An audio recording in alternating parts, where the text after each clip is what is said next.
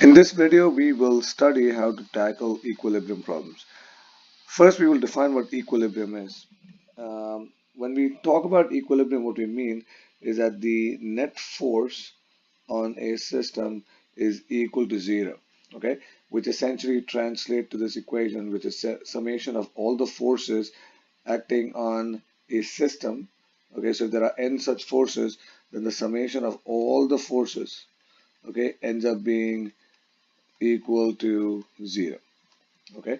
Now, since force is a vector quantity, when we say the net force is zero, we also mean that the net force along the x is zero and the net force along the y is zero.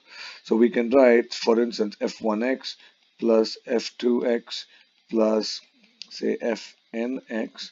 Okay, so the sum of all this will be zero, and so will this sum, which is f1y plus f2y plus dot dot dot plus fny. All this will be equal to zero. So let's see how to apply this in the case of some simple situation. So let's do a simple example first, and then we'll go into some more difficult situations.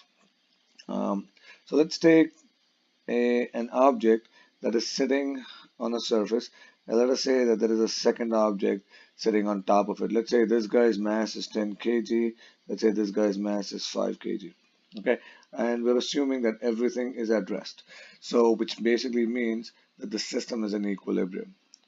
Now, please note that when we say something is in equilibrium, okay, it doesn't necessarily have to be at rest. It could also be moving with a constant velocity. Okay, so essentially the main condition for something to be in equilibrium is that the acceleration should be equal to zero. So the acceleration of the object should be equal to zero.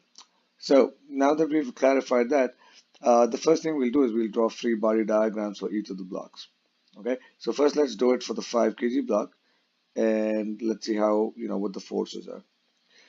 So for the 5 kg block, we have the force of the earth pulling it down, which is going to be 49 newtons. Then there's going to be some force of contact. So let's just call that Fn1. For the 10 kg block, we're going to have the weight of the object, which is 98 newtons. Then we're going to have the push from the upper object, which would be Fn1 down. And this is the one that is important. So there are times when people might just assume that that is equal to the weight of the object. And in some cases, it might be correct. But in general, the force of contact is not necessarily equal to the weight. So you just have to be careful about that and make sure that you don't make that assumption. And then I'm going to have another force, which is the contact force between the floor and the 10 kg block. Now, since everything is in equilibrium, what we know, we said already that the summation of all the forces is equal to zero. So what we know is that Fn1 minus 49 is equal to zero. And that we also know that Fn2 minus Fn1 minus 98 is equal to zero.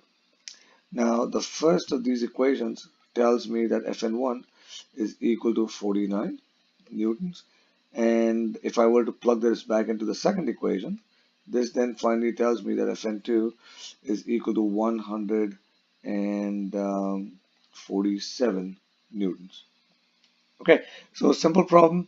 Once again, the important thing is to realize that when we say something is in equilibrium, the net force is zero, which also means that the net acceleration is zero, and we can solve it by essentially taking care of the forces.